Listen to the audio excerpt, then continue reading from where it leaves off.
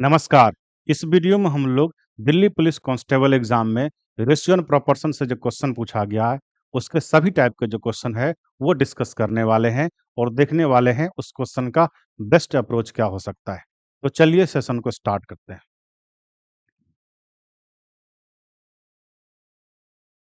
यहाँ पर पहला जो क्वेश्चन दिया हुआ भाई कैलकुलेशन ऑफ रेशियो से है। बहुत ही बेसिक सा क्वेश्चन है।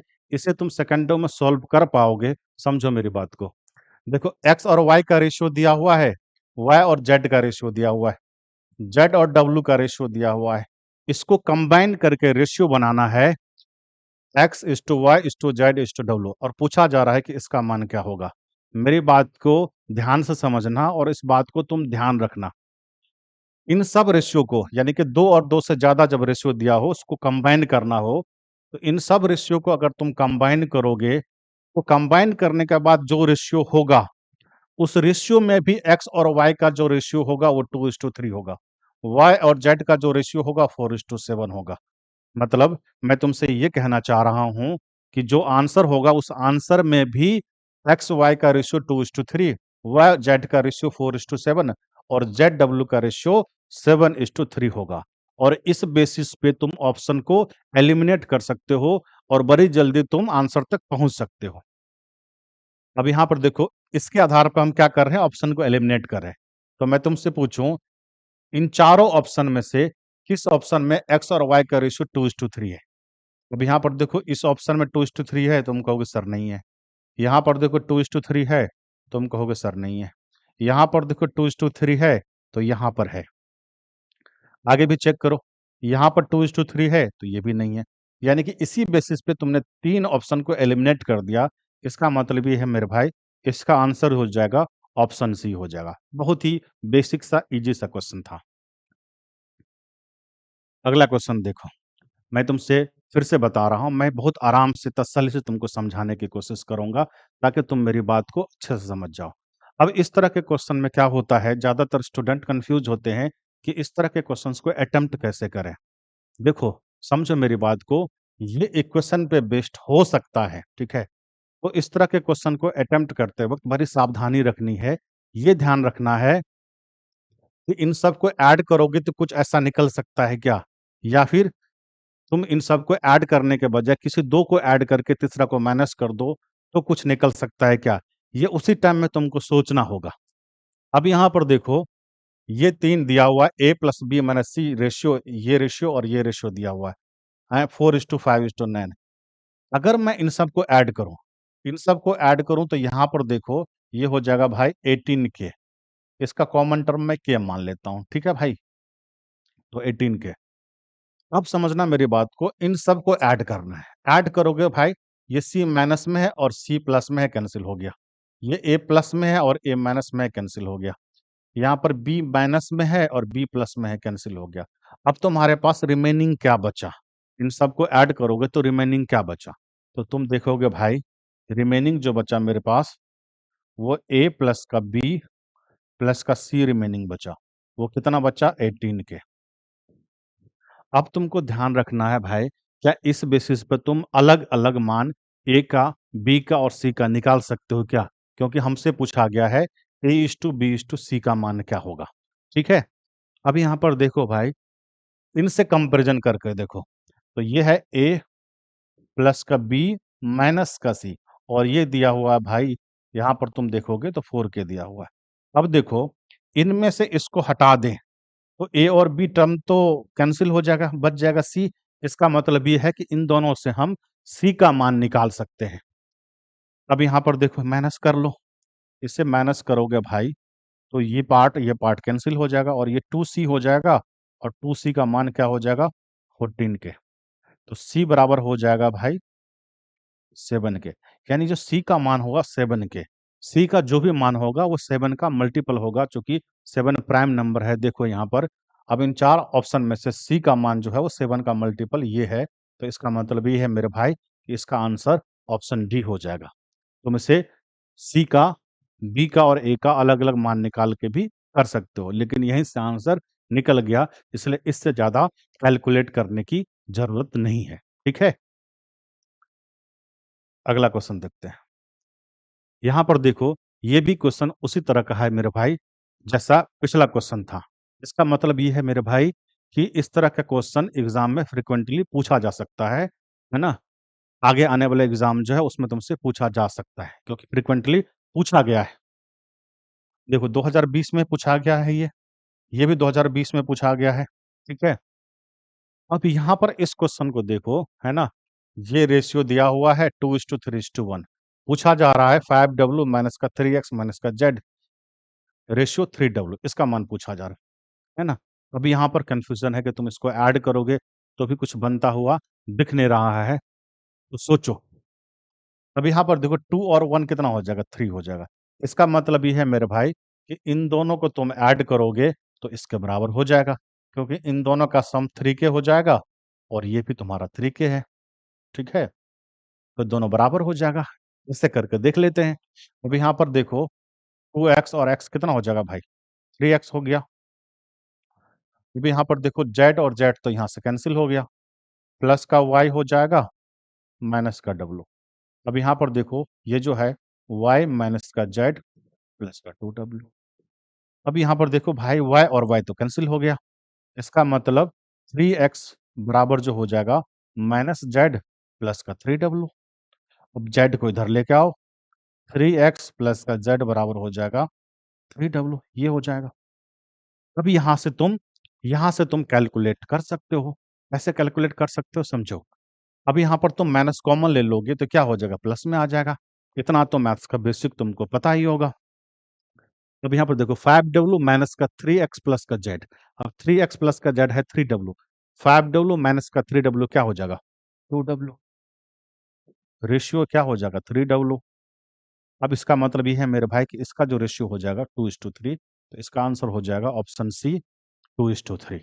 इसका आंसर हो जाएगा भाई ऑप्शन सी 2:3। मुझे लग रहा है तुम मेरी बात को समझ पा रहे हो। अगर तुम्हें वीडियो अच्छा लग रहा है तो चैनल को सब्सक्राइब ज़रूर करना और वीडियो को लाइक और शेयर करना है, और नीचे कमेंट में भी कुछ ना कुछ लिखना है, ठीक है? चलो अगला क्वेश्चन देखते हैं। अगला क्वेश्चन से पहले ये सोचो कि और क्या तरीका हो सकता है, और कैसे तुम सोच सकते हो? तुम इसको ऐसे भी सोच सकते हो मेरे भाई, तुम इसको ऐसे भी सोच सकते हो, देखो जेड का कोएफ़िशिएंट नहीं है, जेड का कोएफ़िशिएंट नहीं है, जेड का कोएफ़िशिएंट नहीं, तो जेड का मान तुम 0 मान लो, है ना? जेड का मान 0 मानकर भी तुम कर सकते हो। अगर ये जेड का मान 0 हो गया मेरे भाई, तो एक्स प्लस वाई कितना हो जाएगा? 2 के। अब यहाँ पर देखो वाई प्लस का 2w क्या हो जाएगा भाई? 3 के। अब यहाँ पर देखो 2x माइनस का w, 2x 2x माइनस का जो w हो जाएगा, वो कितना हो जाएगा? k हो जाएगा। अब यहाँ पर देखो, इनमें से इसको माइनस कर दो, इन दोनों इक्वेशन को देख लेते हैं। इनमें से इसको माइनस कर दो तो क्या होगा? ये और ये कैंसल हो जाएगा, माइनस तुम करोगे तो क्या बच जाएगा भाई? ये हो जाएगा भाई x, ये y और y कैंसल हो गया, तो ये हो जाएगा x माइनस का क्या हो जाएगा? 2w बराबर क्या हो जाएगा?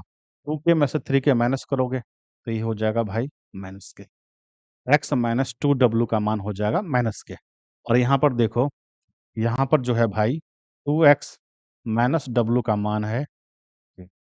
अब इन दोनों को ऐड कर लो, इन दोनों को ऐड करोगे तो ये तो कैंसल हो गया। अब यहाँ पर देखो 3x माइनस का 3w बराबर क्या हो जाएगा? 0 हो जाएगा। अब 3x बराबर क्या हो जाएगा मेरे भाई? 3x बराबर 3w हो जाएगा। तो यहाँ पर देखो x का मान w के बराबर हो गया। अब यहाँ पर तुमको निकालना है, तो ये तो तुम्हारा 0 हो गया और x का मान w के बराबर है, तो 5w और ये क्या हो जाएगा? 3w, तो ये हो जाएगा 2w माइनस का 3w। यहाँ से भी तुम कैलकुलेट करोगे तो इसका आंसर हो जाएगा भाई 2:3, इसका आंसर हो जाएगा। ठीक है? अगला क्वेश्चन देखते हैं। यहाँ पर देखो, ये भी 2020 वाले एग्ज़ाम में पूछा गया है। ये भी बहुत अच्छा क्वेश्चन है, समझना। देखो ए स्क्वायर प्लस का b square ratio b square plus का c square ratio c square plus का ए स्क्वायर इतना दिया हुआ है। पूछा जा रहा है a is to b is to c क्या होगा? ये पूछा जा रहा है। अब मेरी बात को तुम ध्यान से समझना। इन सबको तुम ऐड करोगे तो क्या आएगा भाई? 2 इंटू में ए स्क्वायर प्लस का बी स्क्वायर प्लस का सी स्क्वायर आ जाएगा। अब इन सबको ऐड करो। इन सबको ऐड करोगे तो 60 और 40 130 और कितना हो जाएगा 140, यानी कि 140 के हो जाएगा। ठीक है। अब यहाँ पर देखोगे, इससे कैंसिल करोगे तो कितना हो जाएगा 70 के, यानी कि ए स्क्वायर प्लस का बी स्क्वायर प्लस का सी स्क्वायर का मान जो है वो 70 के हो गया। अब यहाँ से हम ए स्क्वायर निकालेंगे, फिर ए निकालेंगे। अब यहाँ पर देखो, अगर मुझे चाहिए ए स्क्वायर का मान या हमें चाहिए सी स्क्वायर का मान, देखो यहाँ पर अगर तुमको चाहिए सी स्क्वायर का मान तो हमें क्या चाहिए, इनमें से घटाना पड़ेगा ए स्क्वायर प्लस का बी स्क्वायर। अब ए स्क्वायर प्लस का बी स्क्वायर क्या है 34, है ना। अब 34 70 में से क्या करोगे, 34 हटाओगे तो 36 हो जाएगा भाई, यानी कि 36 के हो गया। अब सी का मान जो हो जाएगा भाई वो 6 रूट के। अब तुम देखोगे ये जो रूट के है ना, सभी टर्म्स में आएगा, सी में भी आएगा, ए में भी आएगा और बी में भी आएगा। इसका मतलब रूट के तो कैंसिल हो जाएगा जब रेशियो निकालोगे तो ये 6 तुम्हारे पास बच गया, यानी कि सी के जगह पर 6, है ना। 6 या 6 का कोई मल्टीपल हो सकता है, अभी आंसर नहीं निकला है ना। सी का जो मान है वो 6 है। अब देखो, तुम्हें बी का मान चाहिए, तो बी का मान कैसे निकलेगा भाई, ए स्क्वायर माइनस सी स्क्वायर हटा दोगे। अब ए स्क्वायर माइनस सी स्क्वायर ये है और इसका मान कितना है 45। अब 70 में से 45 हटाओगे, 70 में से 45 हटाओगे तो कितना हो जाएगा भाई बी स्क्वायर का मान, 70 में से 45 हटाओगे तो 25 के, यानी कि बी का मान जो हो जाएगा भाई 5 रूट के हो गया। 6 और 5 यानी कि बी जो है 5 होना चाहिए, तो 5 इसमें है। तुम यहाँ पर ए भी निकाल लो, कोई फर्क नहीं पड़ता, आंसर तो आ ही रहा है। ए भी निकाल लो, और अगर तुम ए निकालोगे मेरे भाई तो कैसे करना पड़ेगा, बी स्क्वायर और सी स्क्वायर को हटाना पड़ेगा। तो बी स्क्वायर सी स्क्वायर का मान 61 है, तो कितना हो जाएगा 61 और 9, यानी कि 9, है ना। ए स्क्वायर का मान 9 के हो जाएगा, तो ए का मान क्या हो जाएगा 3 रूट के हो जाएगा। तो ये देखो 3 हो गया, 5 हो गया और ये 6 हो गया, तो 3:5:6 इसका आंसर हो जाएगा। इसका आंसर ऑप्शन बी हो जाएगा 3:5:6। इस तरह के क्वेश्चंस आ रहे हैं मेरे भाई, तो समझना बहुत जरूरी है एग्जाम से पहले। ठीक है। अब यहाँ पर देखो, ये 2023 वाले एग्जाम में आया है, और इस तरह का जो क्वेश्चन है वो सभी एग्जाम में आजकल पूछा जा रहा है। इस बात को ध्यान रखना। निम्नलिखित में से कौन सा अनुपात सबसे बड़ा है, लार्जेस्ट जो रेशियो है वो पूछा गया है। तो इसको तुम कई तरीके से सोच सकते हो। अब यहाँ पर देखो 4/7 है, इसको तुम डिवाइड करोगे तो कितना हो जाएगा, है ना। 7×5 = 35, यानी कि 0.5 समथिंग होगा। इसको देखो 8 से 48, 0.6 समथिंग होगा। अब यहाँ पर देखो, यहाँ पर 0.60 होगा, यहाँ पर देखो 0.33 होगा। तो डायरेक्टली हमने ऐसा निकाल लिया, और इस हिसाब से हमारा आंसर हो जाएगा ऑप्शन बी हो जाएगा इस हिसाब से। ऐसे भी तुम सोच सकते हो कि एक जो है वो 4/7 है, 5/8 है, 3/5 है और 1/3 है। तो लार्जेस्ट पूछा जा रहा है, तो इसमें से लार्जेस्ट कौन सा है ये निकालना है। तो लार्जेस्ट जब भी निकालना होगा तो स्मॉलेस्ट या स्मॉलर जो उसको हटाते जाओ। अब हमें कंपैरिजन करना, 7×5 = 35 और 8×4 = 32, यानी कि ये तो कम हो गया तो इसको हटा दो, इस पार्ट को हटा दो। ये इन दोनों में से लार्जर ये हो गया। अब इन दोनों का कंपैरिजन करो, 8×3 = 24 और 5×5 = 25। इन दोनों में से यही लार्जर हुआ, इसे भी हटा दो। अब इन दोनों का देखो, 5×3 = 15 हो जाएगा ये, और 8×1 = 8 हो जाएगा। इन दोनों में भी यही लार्जर हुआ, तो इसका आंसर हो जाएगा ऑप्शन बी। इसका आंसर हो जाएगा मेरे भाई ऑप्शन बी। मुझे लग रहा है तुम मेरी बात को समझ पा रहे हो और तुम्हें अच्छा भी लग रहा है। अब यहाँ पर देखो, ये भी 2023 वाले एग्जाम में पूछा गया, बहुत ही बेहतरीन क्वेश्चन है, बहुत ही अच्छा क्वेश्चन है। इस तरह के क्वेश्चंस का प्रैक्टिस तो करके ही जाना एग्जाम देने भाई। अब यहाँ पर देखो, पी मैं से आराम से समझा रहा हूँ। पी अपॉन में Q + R जो है वो दिया हुआ है मेरे भाई 2:5 यानी कि 2/5 है। R अपॉन में P प्लस Q जो दिया हुआ है भाई, वो दिया हुआ है 6/7। अब मेरी बात को ध्यान से समझो, निकालना क्या है? Q अपॉन में P प्लस R निकालना है। अब यहाँ पर एक बात, मेरी बात को ध्यान से समझना। यहाँ पर P है, Q है, R है। यहाँ पर भी P है, Q है, R है। यानी तीनों टर्म्स है। अगर हम न्यूमरेटर डिनोमिनेटर दोनों की बात करें तो इसका मतलब ये है मेरे भाई कि अगर तुम P अपॉन में टोटल करोगे तो कितना हो जाएगा? P अपॉन में P प्लस का Q प्लस का R जो हो जाएगा वो कितना हो जाएगा? 2/7। यानी कि 2 ये है और QR 5 है, तो दोनों मिलाकर 7 होगा। इसी तरह से इसमें भी तुम करोगे तो क्या हो जाएगा? ये 6 है और ये कितना हो जाएगा? 13 हो जाएगा। अब यहाँ पर P हो गया, PQR हो गया, यहाँ पर भी R हो गया, PQR हो गया। अब देखो P प्लस का Q प्लस का R जो है, इसका जो मान है मेरे भाई, वो सेम होना चाहिए दोनों जगह। यहाँ भी सेम होना चाहिए, यहाँ भी सेम होना चाहिए। तो सेम करो। अब इसको 13 से मल्टीप्लाई करोगे, इसको 7 से मल्टीप्लाई करोगे तो सेम हो जाएगा। अब न्यूमरेटर डिनोमिनेटर में 7 से मल्टीप्लाई किया तो न्यूमरेटर में भी करना होगा, यहाँ पर भी करना होगा। अब यहाँ पर मेरे भाई P का मान जो हो गया वो कितना होगा? 26। और R का जो मान हो गया मेरे भाई वो कितना होगा? 42। यानी कि 26 यहाँ से हो गया, 42 यहाँ से हो गया, है ना? अब हमें चाहिए क्या? Q का मान चाहिए। Q का मान कैसे निकलेगा? Q का मान देखो, ये total P plus Q plus R तो इतना है। तो 13 को 7 से तुम गुना करोगे, कितना होगा? 91। तो 91 में से तुमको माइनस करना है। 91 में से माइनस क्या करना है? इन दोनों का सम माइनस करना है। 40 और 2 60 और 6 2 8, यानी कि 68 में से तुम माइनस करोगे तो ये मेरे भाई हो जाएगा 3, और 8 में से 6 गया 2, यानी कि 23 हो गया। ये वाला जो पार्ट है वो 23 हो गया। यानी कि PQR 26 23 42, है ना? तो निकालना क्या है? Q अपॉन में P प्लस का R। Q क्या हो जाएगा? 23। यहाँ पर देखो, यहीं लिख लो, 23 हो गया। और P प्लस का R चाहिए। P प्लस का R कितना होगा? 40 और 20 60 और 6 2 8 68, यानी कि ये हो जाएगा भाई 68। तो इसका आंसर हो जाएगा 23 और 68 का रेशियो, है ना? ये जो है इसका आंसर हो जाएगा 23:68। ठीक, अगला क्वेश्चन देखते हैं। अब यहाँ पर देखो कुछ बहुत बेसिक सा क्वेश्चन है। 3y का मान जो दिया हुआ है a, और 6a और 3b जो है इक्वल है, तो y अपॉन में b का मान क्या होगा? अब देखो a का मान यहाँ पर हटा दो तो, सॉरी, a का मान जो है यहाँ पर रख दो तो कितना हो जाएगा? 18y। 18y बराबर में 3b। हमें क्या चाहिए? हमें चाहिए y अपॉन में b। तो y अपॉन में b करोगे तो क्या होगा? b को क्रॉस मल्टीप्लाई करोगे तो 1 आना चाहिए, और कितना आना चाहिए? 6। तो y अपॉन में b जो हो जाएगा 1 अपॉन में 6 हो जाएगा। सिंपल सा क्वेश्चन था। अब यहाँ पर देखो, a 5/4b है, यानी कि a बराबर जो है 5b अपॉन में 4 है मेरे भाई। यानी कि ये जो हो जाएगा 4a बराबर में 5b।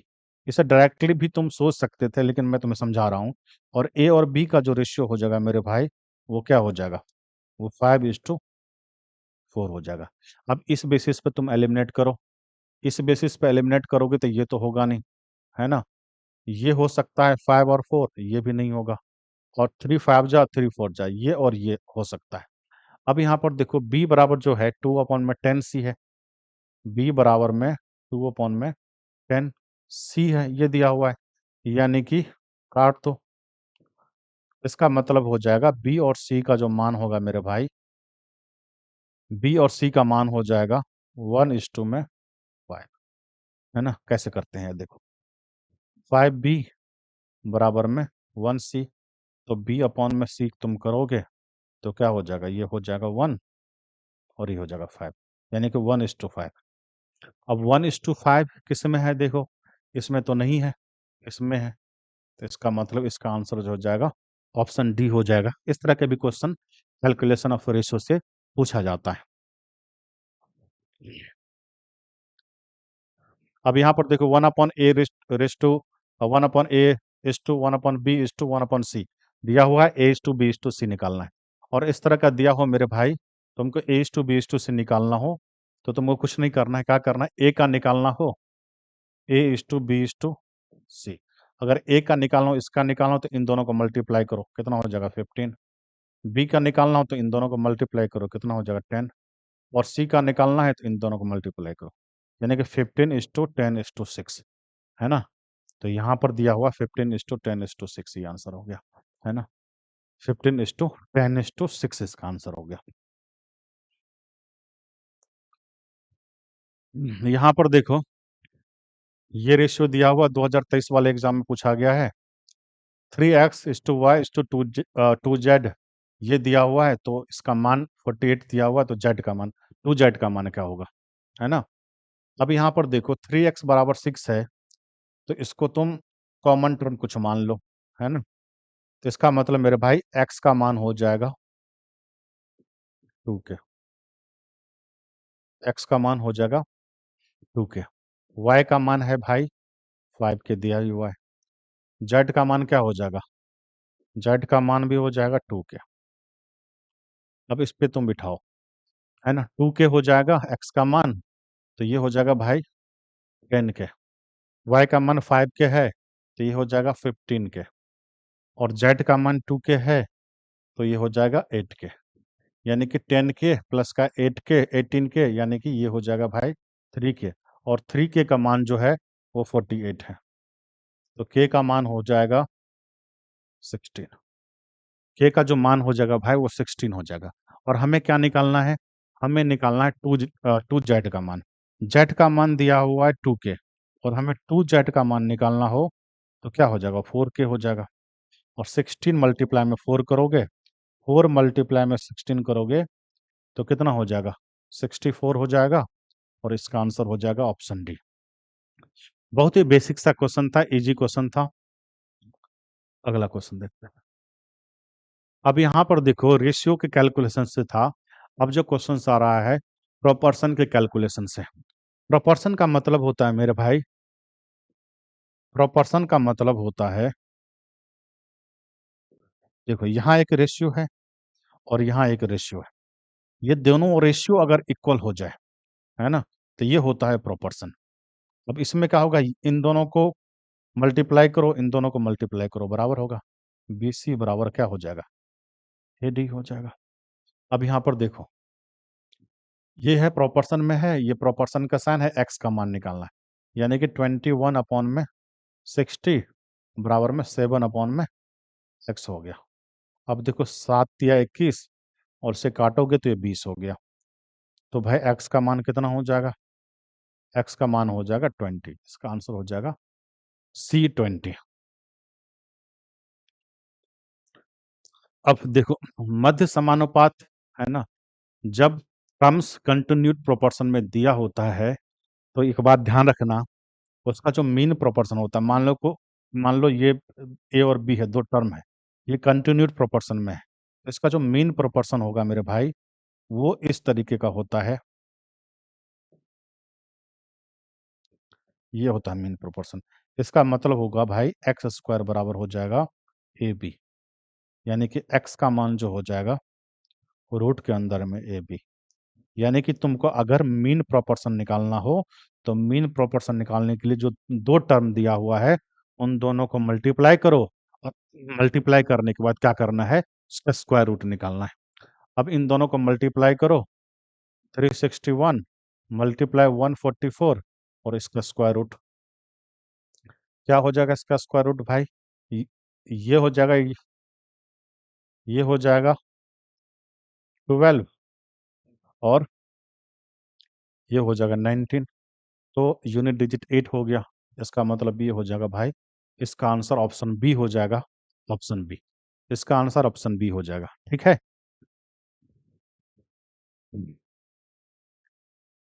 अब यहाँ पर तृतीय अनुपात, तृतीय समानुपात जो है उसका स्क्वायर पूछा जा रहा है, तो सबसे पहले तृतीय समानुपात क्या है बात को समझो।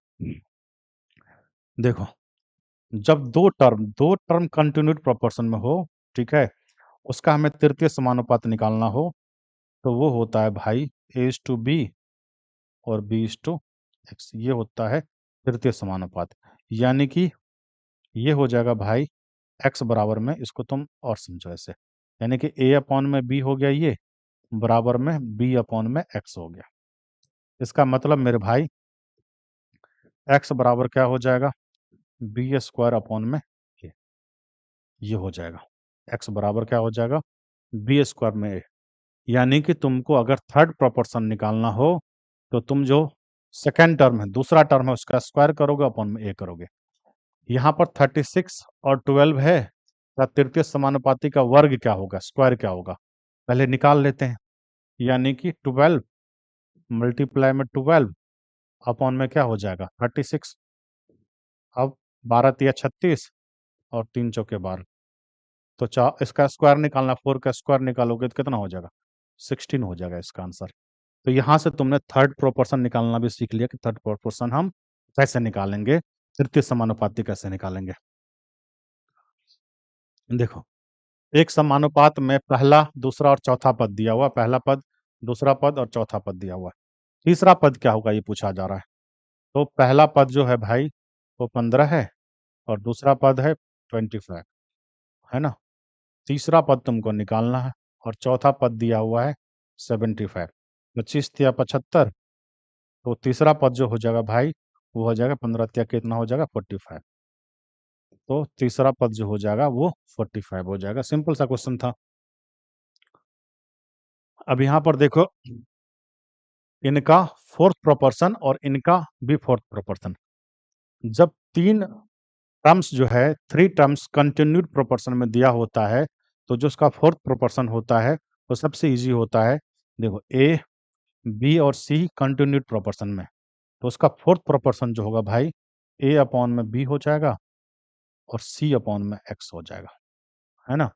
अब यहाँ पर देखो, यहाँ से निकालोगे, है ना, 8 में क्या हो जाएगा 9 बराबर में 15/X हो जाएगा। अब यहाँ पर देखो, x बराबर हो जाएगा 15 गुना में 9 बट्टे में 60 हो जाएगा। यहाँ पर देखो, यहाँ पर देखो, ये हो जाएगा भाई, यहाँ से अगर तुम निकालोगे तो 18 गुना में 20, यानी कि 20 गुना 18 बट्टे में 12 हो जाएगा। अब इसे, इसका रेशियो निकालो, इसका रेशियो निकालोगे तो 4 2 जा और 4 3 जा, है ना। अब निकालो, 3 6 जा, ये हो गया, और 3 2 जा और 3 3 जा। फर्दर कैलकुलेट करो, 5 3 जा और 5 4 जा। अब यहाँ पर देखो, 4 दूनी 8 दूनी 16 हो गया, इधर 9 हो गया, यानी कि 9:16 इसका आंसर हो गया। इसका जो आंसर हो गया भाई 9:16। तो तुमसे मीन प्रोपोर्शन, थर्ड प्रोपोर्शन और फोर्थ प्रोपोर्शन से क्वेश्चन पूछा जा सकता है, ठीक है। अब यहाँ पर देखो, एक स्कूल में बॉयज है और गर्ल्स है, तो नंबर ऑफ बॉयज और नंबर ऑफ गर्ल्स का जो रेशियो है 9:13 है ना। यदि स्कूल में लड़कों और लड़कियों की कुल संख्या, बॉयज और गर्ल्स की कुल संख्या 2134 है, तो स्कूल में जो बॉयज है उसकी संख्या कितनी होगी पूछा जा रहा है। टोटल दिया हुआ है 2134, तो यहाँ पर देखो 13 और 9 कितना हो जाएगा, 22 हो जाएगा। यानी कि 22 का मान जो दिया हुआ है 2134 दिया हुआ है, और हमें क्या निकालना है ना, जो बॉयज है नंबर ऑफ बॉयज निकालना है, तो 9 की वैल्यू हमें निकालना है। अब यहाँ पर देखो, यहाँ पर तुम कैंसिल करो, 2 से कैंसिल करोगे, 2 1 जा, 2 हो गया, और यहाँ पर 13 हो जाएगा 0, 2 6 जा 12 और 2 7 जा 14। अब यहाँ पर 11 हो गया, 11 से देखो, 11 9 99, 99 7 11 17 77, यानी कि 97। 9 का वैल्यू निकालोगे तो 97 गुना में 9, 97 गुना में 9, तो गुना करोगे ना, 7 63 यूनिट डिजिट पे 3 आ रहा है, तो इसका आंसर हो जाएगा ऑप्शन बी। बहुत ही इजी क्वेश्चन था, ठीक है, लेकिन इसे भी तुमको ध्यान रखना है। अब यहाँ पर देखो, 3 संख्याओं का अनुपात दिया हुआ है इतना, और उनके वर्गों का योग 666 दिया हुआ है, तो जो सबसे बड़ी संख्या है उसका मान क्या होगा? ध्यान रखना, इसमें सबसे बड़ी संख्या तो यही होगा, ठीक है? लेकिन ये जो दिया हुआ है ना, उसका स्क्वायर दिया हुआ है ना? उसके स्क्वायर का सम दिया हुआ है। यानी कि ये जो है भाई 16 16 के स्क्वायर हो गया ये, और ये 3 है तो 9 के स्क्वायर हो जाएगा, और ये हो जाएगा 49 के स्क्वायर, और ये दिया हुआ भाई 666, है ना? अब यहाँ पर देखो, 16 ना 25, और 25 9 74 के स्क्वायर हो जाएगा ये, यानी कि 74 के स्क्वायर का मान जो है भाई, वो दिया हुआ है 666। अब यहाँ पर देखो, काटो इससे, 2 तिया 6, 2 सत्ते 14, यानी कि 37 के स्क्वायर, और यहाँ पर ये हो जाएगा 3 3 3। अब 37 से काट के देखो, 37 से इसे काटना है तुमको 333 को, कैसे काटोगे? है ना? 7 नम्मे 63, देखो 7 नम्मे 63, यानी कि यूनिट डिजिट यहाँ पर 3 है तो 9 3 है तो 9 से लगा कर देखो, तो 10 से लगाओगे 370 हो जाएगा, 9 से लगाओगे तो 333 हो जाएगा, यानी कि के स्क्वायर का जो मान है भाई, वो 9 हो गया, तो के का जो मान हो जाएगा वो 3 हो जाएगा। और अगर के का मान 3 हो जाएगा, तो तीनों संख्या में से रेशियो में तो ये ग्रेटर है, तो सबसे ग्रेटर नंबर, लार्जेस्ट नंबर पूछा जा रहा है, तो लार्जेस्ट नंबर क्या हो जाएगा भाई? 21 हो जाएगा। 7 मल्टीप्लाई में 3 कितना हो जाएगा? 21 हो जाएगा, जो सबसे ग्रेटेस्ट नंबर है, ठीक है? अब यहाँ पर देखो, बहुत ही प्यारा क्वेश्चन है, अच्छा क्वेश्चन है ना? और ये जो क्वेश्चन है भाई, ऐसा क्वेश्चन पूछा जाता है, हर साल पूछा जाता है, हर एग्जाम में पूछा जाता है इस तरह का क्वेश्चन। देखो, गेहूं और चावल का जो बाजार मूल्य का अनुपात है, जो प्राइस है वो दिया हुआ भाई, जो प्राइस है वो दिया हुआ है 3:8, 3:8, गेहूं का है, चावल का है, ये गेहूं है और ये चावल है, और उनका जो कंजम्पशन है वो दिया हुआ भाई 16:3। तुमसे पूछा जा रहा है, जो एक्सपेंडिचर होगा उसका रेशो क्या होगा? एक्सपेंडिचर जो होता है भाई, प्राइस मल्टीप्लाई में कंजम्पशन, प्राइस को तुम कंजम्पशन, प्राइस और कंजम्पशन जो है उसको तुम मल्टीप्लाई करोगे, प्रोडक्ट करोगे, तो वो आता है एक्सपेंडिचर, है ना? तो एक्सपेंडिचर जो हो जाएगा वो 48 हो जाएगा, और ये 24 हो जाएगा, तो 2:1, तो इसका आंसर हो जाएगा भाई 2:1, ऑप्शन बी हो जाएगा इसका आंसर। बहुत ही बेसिक सा क्वेश्चन था, देखो इस क्वेश्चन को तुम कितने जल्दी तुम लगा पाते हो, है ना? अब यहाँ पर देखो, है ना? अब यहाँ जो क्वेश्चन दिया हुआ वो थोड़ा सा अच्छा क्वेश्चन है, ठीक क्वेश्चन है, समझने की कोशिश करना। अब यहाँ से इनकम और एक्सपेंडिचर से रिलेटेड जो क्वेश्चंस है वो पूछा जा रहा है। अब यहाँ पर देखो, इनकम और एक्सपेंडिचर जो है उसका रेशियो दिया हुआ है 19:5, और कह रहा है इनकम में 40% का इंक्रीमेंट होता है और एक्सपेंडिचर में 10% की कमी होती है, तो जो है वो प्रारंभिक जो इनकम है वो दिया हुआ है 45,000, तो अंतिम बचत क्या होगा ये पूछा जा रहा है। अब यहाँ पर देखो, यहाँ पर क्वेश्चन में एक दिक्कत ये है कि क्वेश्चन में ये जो रेशियो था वो 9:5 था, तो ये 9:5 है भाई, यानी कि इनकम और एक्सपेंडिचर का रेशियो। अब यहाँ पर देखो, इनकम और एक्सपेंडिचर का रेशियो दिया हुआ है वो 9:5 दिया हुआ है, ठीक है? अब इनकम में 40% की वृद्धि होती है, 40% की इसमें वृद्धि करोगे तो भाई कितना हो जाएगा? 3.6, 9×36 हो जाएगा 3.6, तो ये हो जाएगा 12.6। इनमें कमी कर दोगे तो 0.5 की कमी करोगे तुम, तो कितना हो जाएगा? 4.5। तो नया जो सेविंग्स हो जाएगा वो क्या हो जाएगा? 6 में से 5 गया, 1 हो गया, और 12 में से 4 गया 8, यानी कि 8.1 हो गया। तो नया जो तुम्हारा सेविंग्स हुआ वो 8.1 हो गया रेशियो में, ठीक है? और 45 जो दिया हुआ है, 9 की वैल्यू दिया हुआ है 45, तो तुमको निकालना है 8.1 की वैल्यू, 9 की वैल्यू 45,000 दिया हुआ है, तो 1 की वैल्यू जो है 5,000 हो गया। अब तुमको कितना निकालना है? 8.1 की वैल्यू। तो 8.1 की वैल्यू निकालोगे तो इसी में मल्टीप्लाई कर दो 8.1 से। अब 8.1 से मल्टीप्लाई करोगे तो एक जीरो हटा दो, यानी कि दो जीरो, 8 पंचे 40, 40,500 हो गया। इसका जो आंसर हो जाएगा ऑप्शन ए, 40,500 इसका आंसर हो जाएगा। ऐसे क्वेश्चन में तुम क्या करना, ऐसे मत करना कि पहले इसको अलग करोगे फिर इंक्रीज करोगे। पहले रेशियो में तुम कैलकुलेट कर लो, और रेशियो में ही कैलकुलेट करने के बाद चीजें तुम कर सकते हो।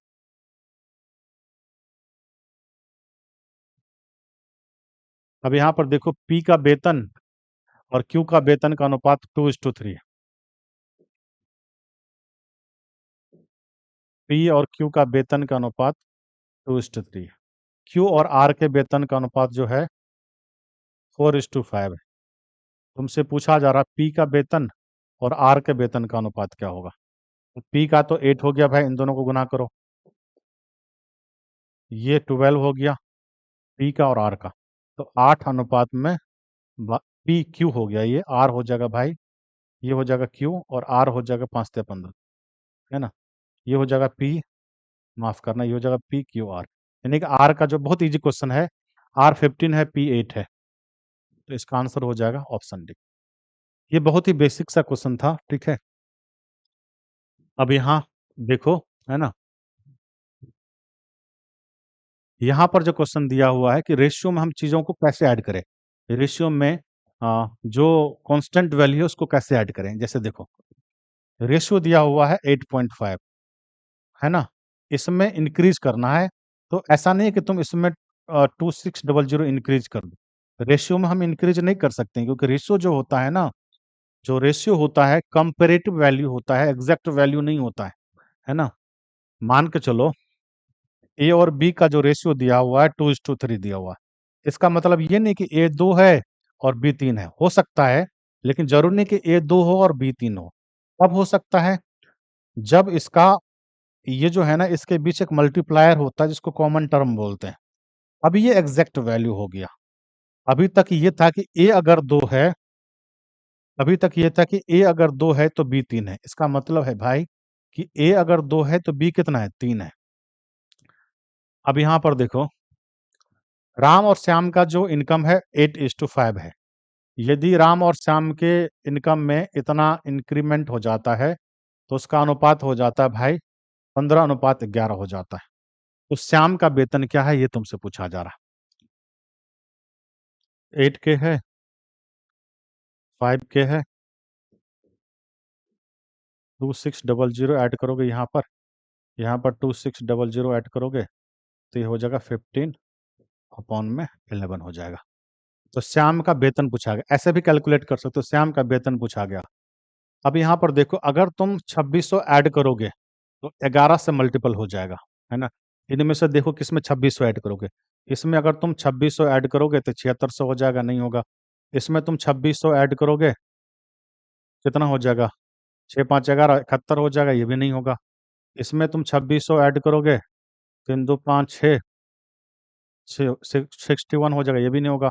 इनमें तुम 2600 ऐड करोगे तो 6600 हो जाएगा, 11 से कट रहा है, इसका मतलब यही आंसर हो जाएगा। ऐसे भी तुम करके देख सकते हो, ठीक है, और जैसे मैंने अभी बताया वैसे भी तुम करके देख सकते हो।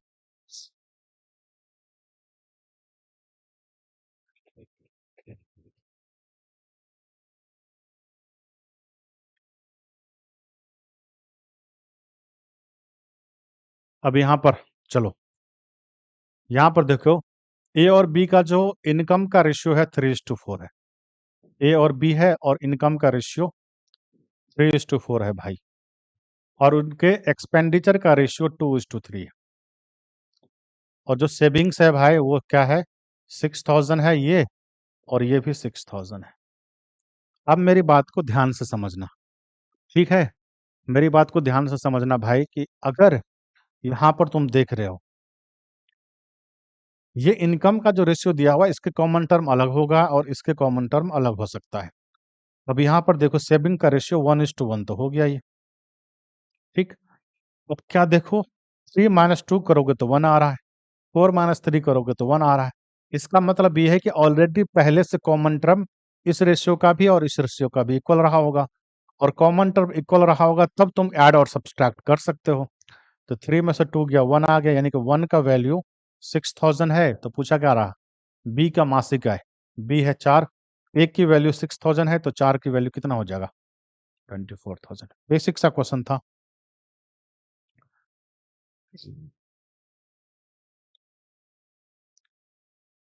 सेम क्वेश्चन यहाँ रिपीट हो गया है, ठीक है। अब यहाँ देखो, ये बहुत अच्छा क्वेश्चन है, समझना भाई। ए और बी का जो अनुपात है, ए और बी का जो अनुपात है भाई, आय का अनुपात दिया हुआ है ना। ए और बी है और इनके इनकम का जो रेशियो है वो दिया हुआ 5:8, और उसके एक्सपेंडिचर का जो रेशियो दिया हुआ है वो दिया हुआ 1:2। ये भाई इनकम का रेशियो है, ये एक्सपेंडिचर का रेशियो है। ये कह रहा है कि बी का जो एक्सपेंडिचर है 80%, ये देखो एक्सपेंडिचर है, तो एक्सपेंडिचर को हम मान लेते हैं, जो कॉमन टर्म है वो वाई मान लो, और इनकम का एक्स मान लो। तो इसका जो बी का जो व्यय है, एक्सपेंडिचर है, 2y है, उसका 80%, यानी कि 80/100, 80% जो है वो ए के इनकम के बराबर है, और ए का इनकम 5x है, इसके बराबर है। अब देखो यहाँ पर कैंसिल कर दो, ये है ना, 2 5 जा, ये कैंसिल हो गया। इसका मतलब मेरे भाई ये हो जाएगा भाई 8y बराबर में 25x, यानी कि x और y का जो रेशियो होगा भाई वो हो जाएगा 8:25। ठीक, इसका मतलब ये है भाई कि इसको तुम 8 से गुना करोगे, इसको तुम 25 से गुना करोगे, 8 पंचे 40 हो गया, और 8 8 64 हो गया, और ये हो जाएगा 25, और ये हो जाएगा 50। ठीक, अब यहाँ पर देखो, ये हो जाएगा भाई 15, और ये हो जाएगा 14, दिख रहा होगा, है ना। इसका मतलब हो जाएगा कि ए और बी के बचत के बीच का अनुपात होगा, क्या होगा, वो 15:14 हो जाएगा। 15:14 इसका आंसर हो जाएगा। ठीक है, चलो।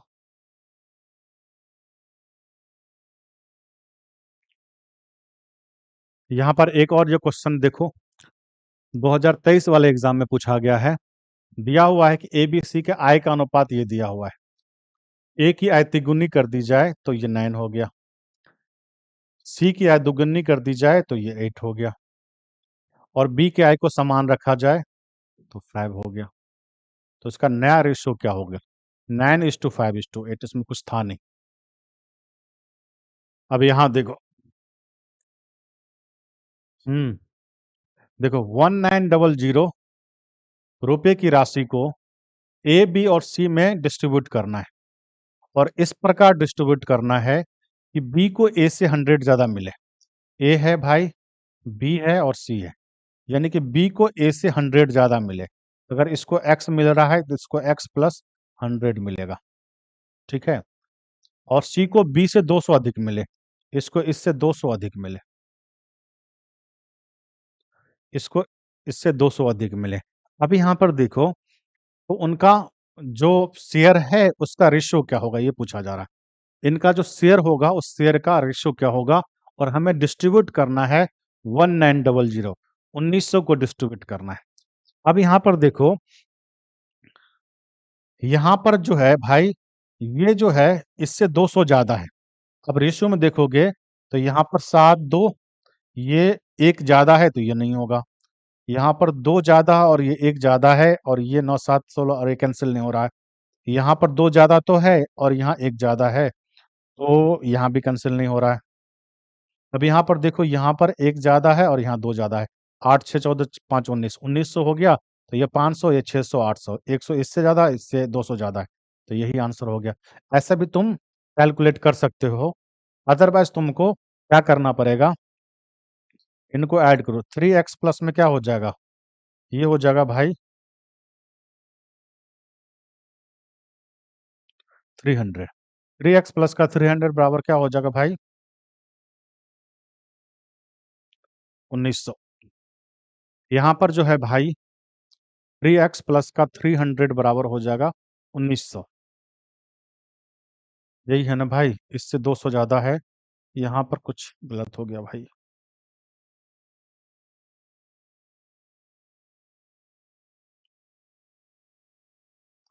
यहाँ पर इससे 200 ज्यादा है तो इसका मतलब 300 हो जाएगा। ठीक है, 200 ज्यादा है तो 300 हो जाएगा। इसका मतलब मेरे भाई 3x प्लस का 400 अगर ऐसे तुम कैलकुलेट करोगे, वो हो जाएगा कितना, वो हो जाएगा 1900। यानी कि 3x की वैल्यू कितना हो जाएगा भाई, 1500, और x की वैल्यू हो जाएगा 500। तो ये हो जाएगा भाई 500, ये हो जाएगा 600, और ये हो जाएगा 800। तो 568 इसका रेशियो हो जाएगा, और यही इसका आंसर हो जाएगा। 5:6:8 इसका आंसर हो जाएगा, और यही इसका आंसर हो जाएगा। चलो और देखते हैं डिस्ट्रीब्यूशन वाला क्वेश्चन। यहाँ पर एक दिक्कत है, ये 1:4 है, 1:4 है। देखो, एक आदमी अपनी संपत्ति को इस तरह से विभाजित करता है कि उसकी पत्नी के हिस्से का और उसके बेटी के हिस्से का अनुपात, और उसके बेटी के हिस्से का और उसके बेटे के हिस्से का अनुपात। पत्नी, है ना, और बेटी, डॉटर, और डॉटर और सन, इसका रेशियो दिया हुआ है। ये भी 1:4 है, और ये भी 1:4 है। तो तुम निकालोगे भाई तो ये 1 हो जाएगा, ये 4 हो जाएगा, और ये क्या हो जाएगा, 16। अब दिया हुआ कि पत्नी और बेटे, पत्नी को बेटे से 500 रुपये कम मिलते हैं, है ना। पत्नी ये हो गया और बेटा ये हो गया, इससे इसको कितना कम मिल रहा है, 500 नहीं, 5000 कम मिल रहे हैं। यानी कि ये 15 जो है उसका वैल्यू हो जाएगा 5000। 15 का जो मान हो जाएगा वो 5000 हो जाएगा। तो यहाँ पर देखो किसका वैल्यू निकालना है, पूरी संपत्ति का 21 का वैल्यू निकालना है, 21 का वैल्यू निकालना है ना। अब यहाँ पर देखो 5 तिया 15, और ये 1000 हो गया, 3 का वैल्यू 1000 हो गया, तो 21 का वैल्यू कितना हो जाएगा, 7000 हो जाएगा। और यहाँ पर देखो इसका आंसर जो हो जाएगा भाई वो 7000 हो जाएगा। इजी सा क्वेश्चन था भाई। ठीक है, अब देखते हैं एक दो ठीक ठाक क्वेश्चन जो है वो। अब यहाँ पर देखो भाई 6060 इसको डिस्ट्रीब्यूट करना है। इसमें डिस्ट्रीब्यूट करना है, ABC में डिस्ट्रीब्यूट करना है, और इस तरह से डिस्ट्रीब्यूट करना है कि ए का जो शेयर है उसमें से 15 कम कर दिया जाए। ध्यान रखना, इस तरह से डिस्ट्रीब्यूट करना है कि जो ए का शेयर होगा उसमें से अगर हम 15 कम कर दें, है ना, और बी का जो शेयर है उसमें से 20 कम कर दें, और जो सी का शेयर है उसमें से 25 कम कर दें, तो उसका रेशियो जो है 5:7:8 हो जाएगा। तो सी का मूल हिस्सा क्या था ये पूछा जा रहा है। अब मेरी बात को ध्यान से समझना, सी का मूल हिस्सा यही दिया होगा। अब सी का देखो 25 तुम कम कर दोगे सी में से, सी के हिस्से में से 25 कम कर दो तो 5:7:8 के रेशियो में, यानी कि 8 का मल्टीपल होगा कि नहीं होगा। अब यहाँ पर देखो 25 कम करो, इसमें से 25 कम करोगे भाई तो ये ओड नंबर हो जाएगा, ये होगा नहीं। इसमें से 25 कम करोगे तो ये हो सकता है, 8 से कट गया। अब इसमें से तुम 25 कम करोगे तो कितना हो जाएगा, 25 तुम कम करोगे, 15 कम करोगे, 1500 हो गया, यानी कि 1490।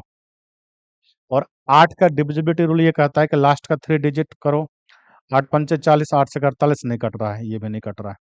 अब इसमें से करोगे तो 1500 हो गया, अब इसको 8 से डिवाइड करो, 8 से 48, तो ये भी नहीं कट रहा है।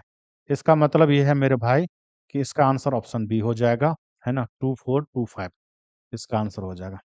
अब तुम्हें इसे अगर सॉल्व करना हो तो कैसे सॉल्व करोगे, देखो 15 कम करने के बाद, 20 कम करने के बाद, 25 कम करने के बाद इस रेशियो में होगा। तो देखो 15, 20 और 25 सबको कम कर दो तो कितना हो जाएगा, 60। यानी कि 60 तुम कम कर दो तब हो जाएगा ये रेशियो 5:7:8। तो इनमें से 60 कम कर दोगे तो कितना हो जाएगा भाई? ये हो जाएगा 6000, और 6000 को इसमें से इस रेशियो में डिस्ट्रीब्यूट करना है। तो 7 5 12 8 20, 20 का जो मान हो जाएगा भाई वो 6000 हो जाएगा। तो एक का मान कितना हो जाएगा? 2 तिया 6, 300 हो गया। और एक का मान अगर 300 हो जाएगा तो 8 का मान कितना हो जाएगा? 2400 हो जाएगा। और तुमने 25 कम किया है तो इसमें से 25 बढ़ा दो, तो 2425 इसका आंसर हो जाएगा। 2425 इसका आंसर हो जाएगा। अगला क्वेश्चन देखते हैं भाई। देखो, इसमें जितना भी क्वेश्चन इंक्लूड किया गया है वो सब पूछा गया क्वेश्चन है, और जितने भी क्वेश्चन है हमने इस तरह से इंक्लूड किया है कि सभी टाइप के जो क्वेश्चन है वो इंक्लूड हो जाए। ठीक है, ये भी सेम क्वेश्चन है भाई, कर लेना।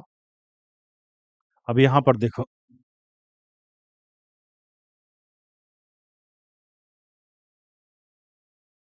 देखो 16380 इसको डिस्ट्रीब्यूट करना है, ए बी सी डी में डिस्ट्रीब्यूट करना है, और इस तरह से डिस्ट्रीब्यूट करना है कि ए बी का शेयर जो होगा 1:3 होगा, बी सी का जो शेयर होगा 2:5 होगा, और सी डी का शेयर होगा 2:3 होगा, है ना।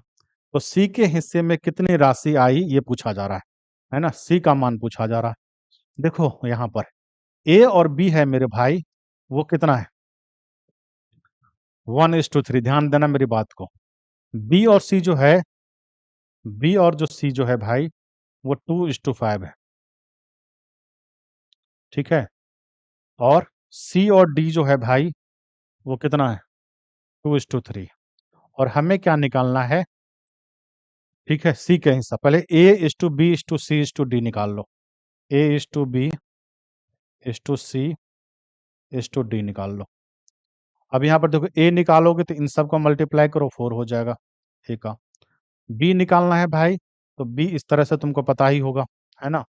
ये कैसे होता है? ये बी को इक्वल करना होता है, और बी को तुम इक्वल करोगे, यहाँ पर तुम इक्वल करोगे, यहाँ और यहाँ तुम बी को इक्वल करोगे, तो यहाँ 2 से मल्टीप्लाई करना, यहाँ पर 3 से, फिर यहाँ भी 3 से मल्टीप्लाई करना होता है। इससे अच्छा है कि ये समझ लो। 3 दूनी 6 दूनी 12, ये 12 हो गया। सी का निकालना है, तो सी का निकालने के लिए यहाँ से है सी, इसको ऐसे मल्टीप्लाई करो, 5 से 15 दूनी 5 से 15 दूनी 30, 30 हो गया। और डी का निकालना है, 5 से 15 तो 45, ये हो जाएगा भाई 45 हो गया। ये रेशियो तुम्हारा दिया हुआ है। और सी का रेशियो निकालना है भाई, मतलब सी का शेयर निकालना है, तो सी का शेयर तो 30 है, ये निकालना है। अपॉन में कितना हो जाएगा? देखो, ये हो जाएगा भाई 40 30 70, 75 हो गया, 75 10 85 हो गया, और 85 6 कितना हो जाएगा? 91, यानी कि ये हो जाएगा भाई 91। और मल्टीप्लाई करना है 16380, यानी कि तुमको ये वैल्यू निकालना है। तुमको क्या करना है भाई? ये वैल्यू निकालना है। कैसे निकालोगे भाई? है ना। अब यहाँ पर देखो, ये 7 से कैंसिल करो, 13 सत्ते 91 हो गया। अब यहाँ पर देखो, 7 से तुम काटो, यहाँ पर 7 से काटोगे, 7 दूनी 14 हो गया, और 7 दूनी 14 23 हो गया, 7 तिया 21 हो गया, 2 हो गया, 7 चौक 28, ये हो गया। अब यहाँ पर 13 से काट दो,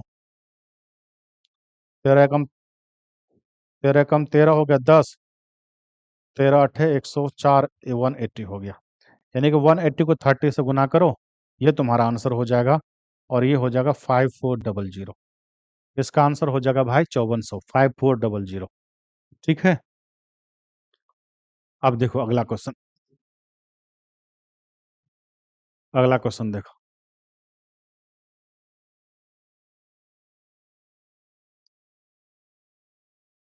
एक्स रुपए की राशि है, उसको किस में बांटना है? एबीसी में बांटना है। और इस प्रकार बांटना है भाई कि ए और बी का जो हिस्सा है वो 3:5 है, और बी और सी का जो हिस्सा है 4:7 है ना। और ए और सी के हिस्सों के बीच का जो अंतर है 2001 है, तो एक्स का मान क्या होगा ये पूछा जा रहा है। ठीक। अब यहाँ पर देखो, ए और बी और सी है, 3:5 ये है भाई, और 4:7 ये। इसका जो रेशियो होगा भाई, 4 3 जा 12, और ये 20, और ये 35 हो गया। ठीक है, कह रहा ए और सी का जो डिफरेंस है वो 2001 है। ए और सी का डिफरेंस, है ना, ए और सी का डिफरेंस कितना हो जाएगा भाई, ये हो जाएगा 23, और 23 का जो वैल्यू दिया हुआ भाई, वो 2001 दिया हुआ है, समझना। और तुमसे पूछा जा रहा है कि x का मान क्या होगा। x का मान जो होगा, इनका सम कितना, 30 20 50 10 60, और 5 2 7 67, यानी कि 67 के वैल्यू अगर तुम निकालोगे भाई, तो वो हो जाएगा 2001 बटे में 23 गुना में 67। ये भी प्राइम नंबर है, ये भी प्राइम नंबर है, कटेगा नहीं। और अगर ये कैंसिल आउट हो रहा है, अब तुमको कैंसिल आउट करना है, तो ये थोड़ा सा मुश्किल लग रहा होगा। अगर ये कैंसिल आउट हो रहा होगा, ऑब्वियस सी बात है, इसको तुम कैंसिल करोगे तो यूनिट डिजिट 7 रहा होगा, 3 7 21, यूनिट डिजिट 7 रहा होगा। और अगर यूनिट डिजिट 7 रहा होगा, तो तुम देखोगे मल्टीप्लाई करने के बाद यूनिट डिजिट 9 हो गया, और सिर्फ एक ही ऑप्शन में है, ऑप्शन बी। तो इसका आंसर हो जाएगा ऑप्शन बी। तो इस तरह से भी तुमको कैलकुलेशन थोड़ा सा फास्ट करना होता है। ठीक है, और फास्ट कैलकुलेशन के लिए भाई हम बहुत जल्दी ही बेहतरीन क्लास लेके आ रहे हैं, वैदिक मैथ का, बहुत ही बेहतरीन। और उसमें कुछ और भी हम चीजें बताएंगे, जो चुटकियों में तुम क्वेश्चंस को सॉल्व करने लायक हो जाओगे। यानी कि बड़ा बड़ा जो मल्टीप्लाई है ना, उसको तुम बड़े आसानी से चुटकियों में सॉल्व कर पाओगे। ये भी भाई सेम क्वेश्चन है ना। अब यहाँ पर देखो, ए और बी के पास जो वेल्थ है ना, अमाउंट है, वो 9:5 में है। ए क्या करता है, बी को 10 रुपए दे देता है, तो राशि का अनुपात 1:1 हो जाता है। उनके पास क्रमशः राशि क्या थी, इनमें से इसको 10 रुपए दे दोगे तो बराबर हो रहा है क्या, 45 में से 10 दोगे तो ये 35 हो जाएगा, ये भी 35 हो जाएगा।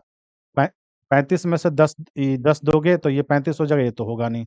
इसमें से 10 दोगे तो ये 55 हो जाएगा, ये नहीं होगा। इसमें से 10 दोगे, ये भी नहीं होगा, यानी कि 3 ऑप्शन तो ऐसे ही हट गया। तो इसका आंसर ऑप्शन ए हो जाएगा। अब ये देखो, इस तरह का क्वेश्चन पूछा जाता है भाई, ये दिल्ली पुलिस कांस्टेबल 2020 वाला एग्जाम में पूछा गया। अब यहाँ पर एक गलती क्या है, यहाँ पर एक नहीं है, ये इंग्लिश में से भी हटा दो, 1 नहीं है, ये 4648 है। अब देखो, पहले भाग का 4 गुना, पहले भाग का 4 गुना, यानी कि तुम कुछ मान लो 2x, सॉरी 4x, पहले भाग जो है वो x है। पहले भाग का 4 गुना, दूसरे भाग का 5 गुना, इसको 4y 5y मान लो, और तीसरे भाग का 7 गुना आपस में बराबर है, ये दिया हुआ है। कह रहा है कि तो दूसरे और तीसरे भाग के बीच डिफरेंस क्या होगा। अब पहले इसका रेशियो निकालो। रेशियो निकालोगे तो कैसे रेशियो निकालते हो, ये जो होगा भाई, इन दोनों को मल्टीप्लाई करो, तो ये 35 हो गया x का मान, और y का मान क्या हो जाएगा भाई, 7 चौक 28 हो गया, और z का मान क्या होगा, 5 चौके 20 हो गया। एक्स वाई जेड का रेशियो हो गया। और कह रहा है दूसरे और तीसरे भाग के बीच जो डिफरेंस है, इसका दूसरा और तीसरा भाग, ये जो है इसका जो डिफरेंस है वो क्या होगा। इसका जो डिफरेंस है 8, यानी कि 8 का मान तुमको निकालना है ना। और ये टोटल का वैल्यू दिया हुआ है, टोटल कितना है, देखो 30 20 50, और 20 70, और 8 5 13, 80 83 83, यानी जो 83 जो है, 83 का मान दिया हुआ भाई 4648, और तुमको निकालना क्या है, 8 का मान निकालना है, कितना होगा। ठीक है, अब तुम 8 से डिवाइड करके भी देखोगे तो कई ऑप्शन आ रहा है, ऑप्शन ओवरलैप हो रहा है। अब यहाँ पर देखो, 83 क्या है, प्राइम नंबर है। अब देखो, अगर ये कैंसिल हो रहा होगा, अगर ये कैंसिल हो रहा होगा, तो इसका यूनिट डिजिट 6 रहा होगा, है ना। इसको तुम डिवाइड करोगे, 3 6 18, यूनिट डिजिट 6 रहा होगा, अगर कैंसिल हो रहा होगा। तो 6 को 8 से मल्टीप्लाई करोगे तो इसका भी यूनिट डिजिट जो है वो 8 होगा। और ऑप्शन में से सिर्फ एक ही है जिसका यूनिट डिजिट 8 है ना। तो इसलिए इसका आंसर हो जाएगा भाई ऑप्शन ए। ठीक है, चलो अगला देखते हैं। अब यहाँ पर देखो, 15,000 को डिस्ट्रीब्यूट करना है पी क्यू आर में, पी क्यू का दिया हुआ 2:1 और क्यू और आर का दिया हुआ है 4:3। इसका रेशियो निकाल लो। ये 12, ये जो है भाई, ये 8 हो गया, ये 4 हो गया और ये 3 हो गया। अब क्यू का राशि पूछा जा रहा है। पी हो गया, क्यू हो गया, यानी कि 4 में क्या हो जाएगा भाई, 8 4 12 3 15, है ना, गुना में 15,000। तो 15,000 कितना हो जाएगा, ये 1,000 हो जाएगा और 4,000 हो जाएगा इसका आंसर। इसका आंसर जो हो जाएगा वो 4,000 हो जाएगा। अब यहाँ पर देखो, जितने टाइप का क्वेश्चन पूछा गया था वो तो हमने डिस्कस कर लिया। यहाँ पर जो कॉइन से रिलेटेड है वो प्रीवियस ईयर में नहीं था, है ना। तो यहाँ पर हम कॉइन से रिलेटेड एक क्वेश्चन मैं बता रहा हूँ, ताकि अगर एग्जाम में कॉइन से रिलेटेड क्वेश्चन पूछा तो तुम बना पाओगे। यहाँ पर देखो, एक बैग में 2:3:5 के अनुपात में ₹1 50 और 25 पैसे के सिक्के हैं। एक बैग है, उसमें इस अनुपात में सिक्के हैं। यदि इन सिक्कों का जो मूल्य है वो 228 है, तो 50 पैसे के जो सिक्के हैं वो कितना है, ये पूछा जा रहा है। अब यहाँ पर देखो, ₹1 के सिक्के हैं, 50 पैसे के सिक्के हैं और 25 पैसे के सिक्के हैं, और इसका जो अनुपात है 2 है, 3 है और 5 है। इसका मतलब ये है भाई कि अगर ₹1 के सिक्के 2 है, तो 50 पैसे के सिक्के 3 है, 25 पैसे के सिक्के 5 है। और इसके वैल्यू की तुम बात करोगे, तो अगर ₹1 के सिक्के 2 है तो ये ₹2 का हो गया।